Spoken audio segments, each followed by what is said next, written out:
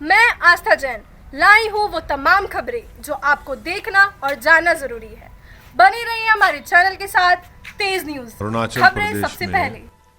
Satellite के तस्वीर ये बताते हैं कि जो भारत के हिस्से का एरिया है उसमें चीन की पीएलए की फौज ने वहाँ पर बाज़ाब्ता प्रॉपर परमानेंट कंस्ट्रक्शन कर दिया है। अब सवाल ये पैदा होता है कि चाहे नथुला हो, सिक्किम में हो या फिर लद्दाख में हो, यहाँ पर बराबर चीन इंडिया के एलएसी में घुसकर भारत के इलाकों में घुसकर कब्जा करता जा रहा है। तो प्रधानमंत्री इतनी कमजोरी क्यों दिखा रहे हैं? प्रधानमंत्री क्यों नहीं कहते कि चीन हमारी ज़मीन पर कब्जा कर रहा है, हम उनको रोकेंगे? एक जगह पर नहीं है, अरुणाचल में है, सिक्किम नथुला में है, चीन हर जगह पर घुस रहा है और प्रधानमंत्री इतना कमजोरी का मुजाहरा कर रहे हैं और उनकी ये कमजोरी की वजह से हम तमाम को, भारत के हर आदमी की शर्मिंदगी महसूस हो रही है।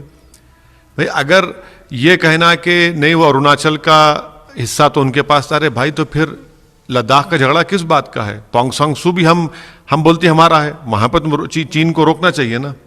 तो ये तमाम चीज़ों से अफसोस और शर्मिंदगी होती है हमको, ये जो चीन को नहीं रोक पा रहे हैं, जो हमारी ज़मीन पे कब्जा करते जा रहा है और प्रधानमंत्री चीन का नाम लेने से डरते हैं। एलएसी में घुसकर, भारत के इलाकों में घुसकर कब्जा करता जा रहा है। तो प्रधानमंत्री इतनी कमजोरी क्यों दिखा रहे हैं? प्रधानमंत्री क्यों नहीं कहते कि चीन हमारी ज़मीन पर कब्जा कर रहा है, हम उनको रोकेंगे? एक जगह पर नहीं है, अरुणाचल में है, सिक्किम नथुला में है, चीन हर जगह पर घुस रहा है और प्रधानमंत्री इतना कमजोरी का मुजाहरा कर रहे हैं और उनकी ये कमजोरी की वजह से हम तमाम को, भारत के हर आदमी की शर्मिंदगी महसूस हो रही है। भाई अगर ये कहना कि नहीं वो अरुणाचल का हिस्सा तो उनके पास था, अरे भाई तो फिर लद्दाख का झगड़ा किस बात का है? पोंग सांग सू भी हम बोलते हमारा है, वहाँ पर तो चीन को रोकना चाहिए ना।